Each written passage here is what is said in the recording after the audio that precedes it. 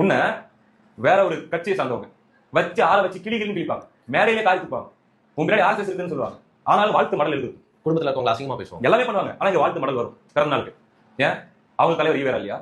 சொல்லுங்க பார்க்கலாம். தமிழ்நாட்டுல திரை கவர்ச்சி தமிழ் தேசிய துறை வளர்ச்சிக்கு எந்த அளவுக்கு தடையா இருக்குன்னு நம்ம கிளைம் பண்றோமோ அதை விட பல மடங்கு ஒரு தலைவரும் ஒரு சமூகமும் ஒரு தலைவர் பண்ணி உட்காந்துட்டு அது ஒரு கட்சிக்கு முன்னாடி உட்காந்துட்டு சமூக அரசியல் சாதி அரசியல் பண்ணிட்டு இருக்கிறது பெரிய தடையா தான் இருக்குதுன்னு தான் வெளிப்படையான உண்மை. எங்க அந்த தலைவர்கள் அதே மாதிரி பேசுறாங்க வந்துருமா? தட்டவே கொடுக்க முடியுது இல்ல. ஏன் அப்ப விஜய் அவருடைய ஒரே குறை அல்லது ஒரே பிழை, விஜய் வந்து பொதுவான தலைவரா வர முயற்சி பண்றாரு, அதனால அடிக்கலாம் இல்லையா?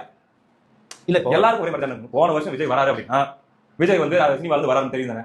இங்க வந்து தமிழ் தேசியத்துல நான் வந்து இன்னைக்கு வந்து விஜய் கதை விடுறாரு ஒருவர், தமிழ் தேசியத்துறை ஊடகத்துல ஒருத்தர், அவர் அப்படி பட்டை கிளப்புறாரு, அவர் ட்ரோல் பண்றாரு, அவர் இப்படி பண்றாரு, அனில் குஞ்சிங்கன்னு சொல்றாரு, இப்படி எதிராங்க அப்படி குதிக்கிறாங்க பண்ணிட்டு இருக்கான்னு சொல்லி இதை போட்டுட்டு கூச்சமே இல்லாம பண்ணிட்டு இருக்காங்க. நான் கேட்கறேன், போன விக்ரவாண்டி மாநாடு 9 மாசத்துக்கு முன்னாடி இப்ப ஒரு லாஜிக் எடுத்து வருவாங்க. எங்களுக்கு தெரியாது, நாங்க விஜய் வந்து அவர் வந்து நம்ம தமிழ் தேசியத்துக்கு துணையா நின்று அப்படி இருப்பாரு பார்த்தோம். ஆனா வந்து அவர் இப்படி நடந்துட்டாரு அப்படின்னு பார்க்கும்போது அடைஞ்சு நாங்க வந்து அப்படியே உடைஞ்சு போய் அதுக்கப்புறம் விழிச்சு எழுந்து நாங்க அப்படியே கோவப்பட ஆரம்பிச்சிட்டோம். எங்க இருக்கிறீங்க? எந்த ஊர்ல இருக்கிறீங்க? நீங்க எல்லாம் தெரியாதா? மாட்டு போய் கவர் பண்ணாரு. இல்ல விஜய் அரசியல் வரும்போது எம்ஜிஆர் ஸ்டைல தான் அடாப்ட் பண்ணிட்டு வர போறாப்ல. இது யாருக்கு கூட தெரியுங்க. அரசியல் ஏபிசி தெரிஞ்சவங்க கூட தெரியுங்க, ஏபிசி தெரியாதவங்க கூட தெரியும். பச்சை குழந்தைகளாக இருந்தோம், நாங்கள் ஏமாற்றப்பட்டு விட்டோம்.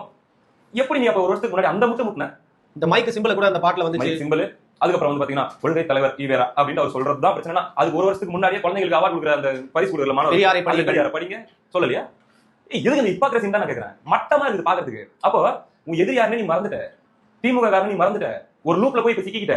இதுல உங்களுக்கு பிளஷர் கிடைக்குது இதை பண்றது மூலமா. அந்த பிளஷருக்காக பண்ணிட்டு இருக்கிற 5 பைசா உங்களுக்கு பயன் இல்லை இது மூலமா. இதே மாதிரி நீ இப்படி பண்றது மூலமா 5 பைசா விஜய்க்கு டேமேஜும் இல்ல.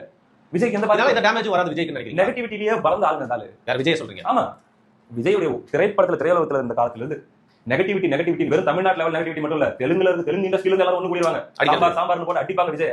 வெறும் நெகட்டிவிட்டிலேயே பெரிய ஆளுங்க. இந்த நெகட்டிவிட்டி அவங்க ஐடி இன்கும் புதுசு இல்ல, விஜய்க்கும் புதுசு இல்ல. இது அஃபெக்ட் பண்ணாது, ஒண்ணுமே பண்ணாதுங்க.